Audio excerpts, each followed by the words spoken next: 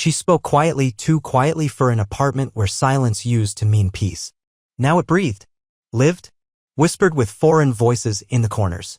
I lay on the couch with my back to the door, pretending to sleep. But I wasn't asleep. I was listening. To every breath, every invisible gesture. The phone in her hand glowed dimly as if afraid to be seen. And yet she didn't hide it. Just spoke in a half-whisper, almost gently. Yes. She breathed out, and in that yes, there was too much warmth. That was how she used to answer me. When she still looked me in the eyes. When she still believed. Now she spoke as if she was protecting someone. Not me. I didn't understand it right away. But with every word it became clearer. That voice was no longer for me. She walked into the room barefoot. Smoothly. As if afraid to wake me, but not out of love. Out of caution. Out of fear of being caught. She lay down beside me. Didn't touch. Didn't breathe warmth into my neck like before. Just lay there. Phone in hand. Still warm. Still filled with someone else's voice. In the morning, as if nothing had happened. You went to bed early. I ran into an old professor by the store. Can you believe it? I nodded. Even smiled. But I didn't ask for a name. Because I knew she'd lie. And then I began to notice. The hairdryer wasn't working, yet her hair was wet. Her style was changing, she was putting in more effort. I said I looked tired. She nodded as if agreeing. As if I really had become invisible. The pauses between her words were getting longer. As if she needed more time to think before speaking. Or maybe she was just trying not to slip. She flinched when I touched her shoulder. As if my touch was unexpected. As if I was no one. She started turning off her phone when I walked by. But not right away. A couple of times too quickly. Once with fear. I stayed silent. Not because I didn't know. But because I didn't want it to become real. Until then, it was just a feeling. Like a shadow on the wall caught in the corner of your eye. Like the scent of someone else's perfume on the pillow. Faint, barely there, but not yours. And one day I realized I was no longer living my own life. Not that everything was terrible between us, but lately things had been tense. Too much work, too many chores, exhaustion. I had become an observer. A passerby. I stood behind glass, watching her smile at someone else. She used to always turn at the sound of my key in the lock. Now she doesn't even notice. Symbols become evidence. The heart a detector. And at some point you realize you're not searching for the truth. You're waiting for confirmation of what you already know. I didn't know who he was. But I knew who I had stopped being. She said she needed space. I nodded. Not because I understood. But because I understood too much. It wasn't a request. It was a notification. That the air between us had grown too tight. That my voice no longer echoed in her thoughts. Rachel never used to like the city in the evenings. She said it wore her down. Too noisy, too bright, too foreign. I remember how she'd tuck herself under my arm when the streets were too crowded. Now she walks into it like home. That Saturday, she said, just going for a walk to gather my thoughts. Her voice calm, almost weightless. But her fingers trembled as she fastened her coat. I watched her walk out, then crept to the window. And I saw no park. A taxi. The tea cooled in my hand. The TV hummed with familiar voices. Once that show was ours. Now just noise. The lines sounded like actors forgetting their script. The silence in the apartment had become an accomplice. As if it knew and stayed quiet with me. Later, when I walked into the kitchen, I saw a napkin. A cafe. A new logo. Not ours. And on it, the mark of her lips. No lipstick. Just a print. Alive. Recent. She came back around 10. Said, "You're still up." I replied, "I wanted to wait for you." Her shoulders flinched. For a split second. Not from tenderness. From something else. That night I went to bed first. She later. The body beside me colder than the blanket. She took her phone into the bathroom. Left the light on. I heard the water dripping, but it wasn't water. It was someone she answered at midnight. I didn't know who he was. But I felt he was there. Somewhere in that city that had opened up in her without me. I started noticing how she looked out the window. Not into nothing. Into a specific point. As if there was a different route, a different street, a different life. And I realized I was no longer her point of reference. I had become the wall she looked through to find the exit. This wasn't betrayal. It was emigration. She left without ever leaving her home. And in that emigration, she had a passport. And I only a one-way ticket. To memory. She forgot what she had already told me. But I remembered. I always remembered everything, if it had to do with us. Even if it was just a quiet whisper, said in passing. Especially then. "How was your Tuesday?" I asked casually, just to hear what her voice sounded like when it wasn't on guard. "Spent the day at Lisa's," she replied. Even, calm. And only I remembered. She had already told me on Sunday that Lisa was away on vacation. I said nothing, just took a sip of coffee. It was bitter, even with honey. Like all things that no longer lie, they just don't bring joy. I began to notice the oddities that used to seem like coincidences. A new laugh, lighter, brighter, as if it passed through someone else, not me. Then I saw the book. Old worn. Camus. The Stranger. On her nightstand. We had never read it together. I would have remembered. I remembered everything. Decided to reread it? Yeah, we studied it in college. Nostalgia. She smirked. But that smirk wasn't ours. Not the kind that came up in our conversations about the past.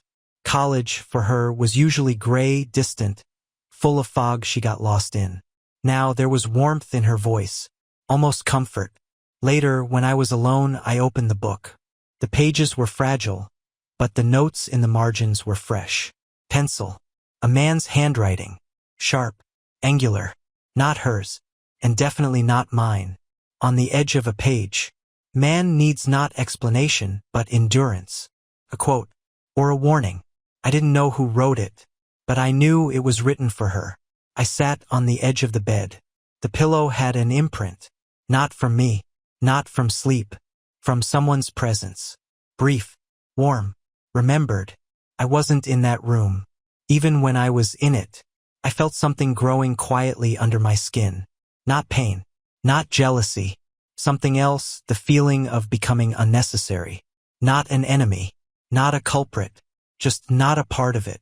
She didn't try to lie. Didn't craft elaborate stories. She just spoke. And the lies appeared in the spaces between her words, like breaths between sentences. And here's what became frightening. Not that she was lying, but that she no longer needed to try. Lying had become a habit, like a sleep position, like someone you remember even in silence. I used to try to talk. Words like anchors. I'd throw them into the void, hoping something would catch. Now I just listened, and I realized silence is louder than any confession. Pauses are a kind of speech too, only more honest. I took down the framed photo of us from the dresser. Not out of anger, not in protest. I just didn't want to look into the eyes of who we used to be anymore. In that photo, I still didn't know, and she hadn't started hiding. Rachel noticed, but said nothing, just frowned slightly, like trying to remember what had changed in the room, but didn't ask. She no longer cares about the small things, even if they're about us. Sometimes I catch her gaze going through me, as if I'm glass, or smoke, as if behind me there's something more important, and I am just in the way. The time she spends in the bathroom, the time she takes to respond, the phone that lights up briefly and dims as if it's ashamed. Blocked. Unknown number. Call declined. As if life itself now hides behind the curtain of notifications. I wasn't planning to confront. I was just trying not to disappear completely. One day I walked into the bedroom. She was changing. I didn't think. I just walked in. Like before. She flinched.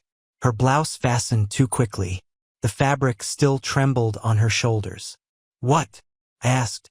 "Nothing," she said, but her voice was sharp, as if I was an intrusion. Even though I used to be home, I stopped asking where she had been. Not out of apathy, out of exhaustion. Her answers had become mirrors. Everything in them reversed. Now I just remember. When she leaves. What time. What she's wearing. And what she's wearing when she comes back. Sometimes it's small things. A new bag. A mark from a bracelet I didn't give her. The scent of a perfume she used to call too sweet. I'm not a spy. I'm a husband who no longer believes words. And strangely, in this new silence I felt calmer. Because truth, like pain, quiets. When you stop arguing with it. When you accept that it's already happened. There is no victory in silence. But there is order. Like a room after a fight. Everything scattered, but you know where things are. And most importantly, you stop expecting explanations. You just stop hoping they'll come. "You know I'm not in contact with him," she said one day, and I believed her. Then I believed, because I wanted to, because without belief, everything collapses too quickly. But that evening I saw his name. On the screen she'd suddenly left in plain sight, just left it there, as if there was nothing left to hide, or as if she was tired of hiding. The phone was charging in the hallway. That hadn't happened in a long time. It used to be an extension of her, in the bathroom under her pillow in her hand as she slept. Now left, calmly, openly. I was just passing by chance. Truly, the screen lit up on its own. Ellis Grant. That text. "It's yours like always." There was no explosion inside. No scream. There was cold. Absolute. The world didn't shatter, it simply vanished. Like a sound turned off. Like a stage where the lights went out. I stared at the screen until the letters disappeared. Then I sat on the floor. Quietly. Without thoughts. Just so I wouldn't fall into myself. When she came back, I was already making tea. Slowly. Mechanically. Every movement an act of survival. "Who's Ellis?" I asked. Not looking at her. Not accusing. Just naming. A pause. Long, deafening. Like the moment before a shot. "What?" Her voice was too quiet. Too rehearsed.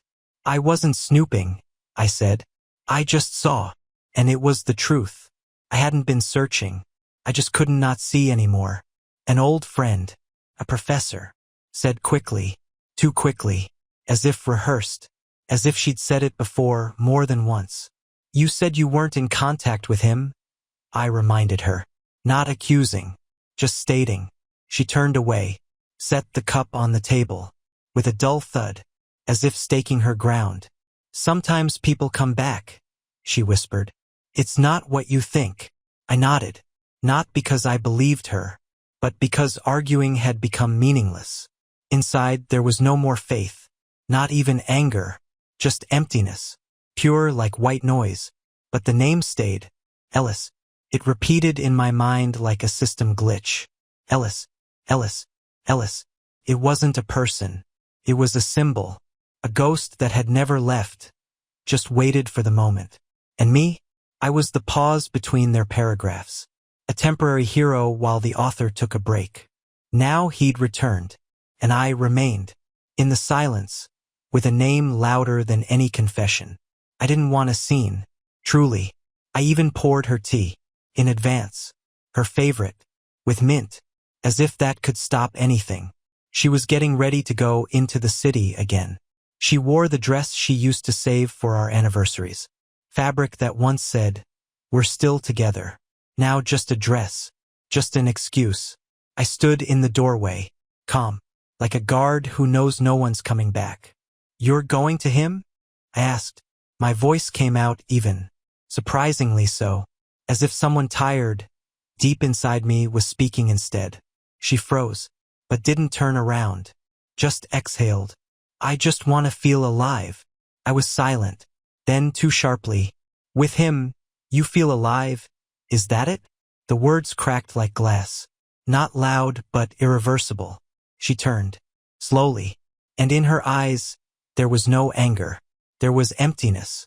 A silence that had already said everything. "I can't live in a cage anymore," she said quietly. "Even if you built it out of love." A cage. I was the cage. I didn't answer. I said nothing. Until she reached for a plate from the sink. Without looking at me. And dropped it. Shatter. Shards across the floor. One grazed my foot. I didn't even feel it. She didn't flinch. Didn't apologize. Just watched as if checking. "Are you still a person or just fragments like me? You think I ever chose you?" Her voice trembled. It was fear. I was 22. He was everything. But you can't build a real life with someone like that. So I chose you. So I wouldn't be the girl sleeping with her professor. I stood, breathless. But he never really left. I just stopped sleeping with him. Back then. That word rang louder than the glass underfoot. A resonance of a past I was never part of. And suddenly I understood. We had lived in different stories all along. I had been building a future. She had been continuing a past, as if something there was still unfinished, unspoken, unhealed. And me? I made tea, stayed quiet, picked up the pieces of our life, until she chose the moment to drop everything at once. Now there were no cups left, no chances. Everything had been said. Even the things you don't say if you want to stay. Even the things you can't forgive. But she still lived here, and I no longer did. After the fight, she left. Didn't slam the door, just closed it, as if stepping out of the bathroom, not out of a life. I stayed in the kitchen, staring at the broken pieces. They hadn't cut me, but inside, everything was cracked, as if it wasn't the plate that shattered, but me. I picked up the glass with my bare hands. No gloves. I wanted to feel something, anything, even pain, just to make sure I was still alive. When she came back, late as always, I was in the bedroom, the light off, curtains tightly drawn, the air heavy, like before a storm. Only the storm had already passed. She said nothing, just lay down beside me. I caught the scent, not mine, and I didn't ask. It no longer mattered. Because answers mean nothing once the question no longer exists.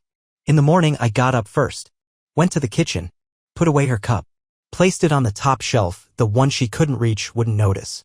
Chose a different one, gray, from the set we saved for guests. Now for me, the first gesture of farewell. From then on, I began living around her. Not fighting, not arguing, just parallel.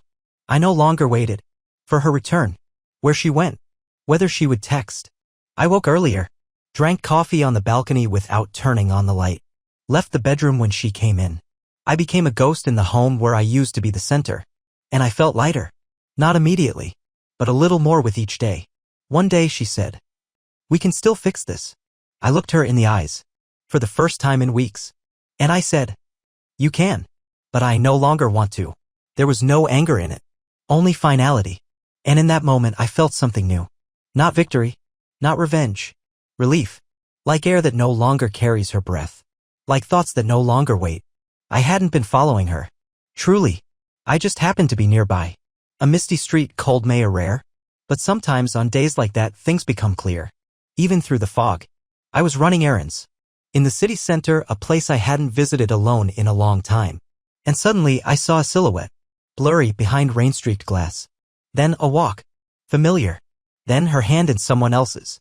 He was taller, older, hair nearly gray. Not someone who excites, but someone who's always been there. Who waited, endured, who was a part of her even before me. He didn't look at her with desire, but with the gaze of someone who knows she's come back. Not by accident, not for the first time, like coming home. And she was laughing, head tilted back, voice bright, that laugh I'd only heard in the very beginning, when we were still just a possibility. I stopped, almost instinctively. The world went on, cars, people, wind, but for me everything paused. They entered a cafe. I knew that place. She once called that area too noisy. Now it seemed silence had become worse. I didn't follow them, didn't peer through the windows, didn't search for her gaze. I just stood there, like at the grave of something that had recently still been breathing, staring at the door, feeling something warm leave me, something that used to be called love. It wasn't betrayal. It was a return. He didn't steal her. He waited, calmly, patiently. And me? I was temporary, transitional, between I can't and I still want to. I was there to help her stop being afraid, to show her what it felt like to be with someone who holds but doesn't hold on too tightly. And now she had gone back. I turned around and walked away, not out of defeat, but from understanding. The fight was over.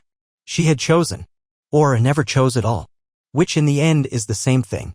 She still lived here, technically, physically, but things began to disappear. Not loudly, not theatrically, quietly, almost with respect for what still remained. First, books. They left one by one, as if someone was gently pulling memories off the shelf, careful not to disturb the spines. Then the perfume. Not her favorite, but the one that filled the air in the bathroom, the bedroom, in her clothes. Then her voice. In the kitchen. Warm. Alive. Gone. As if someone had turned off a radio station. And I understood. Loss isn't a scream. It's the silence in which no one is waiting for you to come home anymore. The move wasn't announced. It happened between the lines. One day, I noticed her cup wasn't on the drying rack. The next day, the books on the shelf were gone. A week later, the air felt empty. Not even fresh. Just not hers. She still came back. Sometimes. Late. Sometimes not at all. I didn't ask. Because I didn't feel it anymore. No anger. No expectation. Even resentment had left, it went with her. I removed the second pillow. Not out of spite. It just became easier to breathe. Alone. In a full bed. On her nightstand, only an old hairpin remained. Thin, metallic. Slightly bent. I didn't throw it out. Just put it in the drawer. Like a photo you no longer look at. You know it's there. But you don't need to open it. One day she came back early. Sat across from me. Picked up a cup. Not hers. Someone else's. You've changed, she said. No accusation. Just a fact. I just became myself, I replied. Also without defense. Without needing to explain. She looked for a long time. Then walked to the window. Looked at the street at the evening. Not at me. He won't replace you. But with him I feel like myself. I nodded. No irony. No pain. You were yourself with me too. Just a different version. That was enough. Nothing more needed to be said. She left before evening. Packed a few things. Didn't look back. And since then, she never came unannounced. Because she no longer came. She merely visited. She took everything she wanted. And I let her. Not because I gave up. But because hurting no longer made sense. I left everything that hurt behind. And for the first time in many months, I woke up not with emptiness. But with silence. That no longer burned. The apartment changed. Not gloomy. Just empty. Like a room after guests. Still smells like them, but you can breathe again. I changed the curtains. Took her coat off the hook. Put it in a box. Not as a gesture. Not out of revenge. Just like the period at the end of a sentence that will no longer continue. In the morning, a letter arrived from the property manager. Do you live alone? Please confirm household status. For the first time, I calmly clicked, yes. No lump in my throat. No thought of what if she comes back. I used to fear loneliness. Feared being the backup. Feared being convenient. Now, I no longer cared who would choose me. Because for the first time, I chose myself. Sometimes when the sunlight hits the window at just the right angle. The way it used to when we drank morning coffee. I remember her laugh. But it no longer hurts. It's just a sound from the past. Like a song you know but no longer play. I made a ritual. Saturday walks. Alone. No destination. No phone. No what if she texts. On one of those days I walked into a bookstore. My fingers reached for Camus. I smirked. Closed it. Picked up Murakami instead. Because I no longer needed to understand her. I had begun learning to understand myself. I began to live not despite, but simply to live. No explanations. No returns. And one day she came back. A few months later. Stood at the door. Holding something in her hands, it didn't matter what anymore. You didn't leave me a key, she said. Her voice was soft. As if time had rolled backward. But I didn't move. I looked at her. And felt neither desire nor pain. Only lightness. I left you time, I said. But now it's mine. And I closed the door. Gently. Without force. Like someone who finally walked out of a room. Where no one was waiting for him anymore.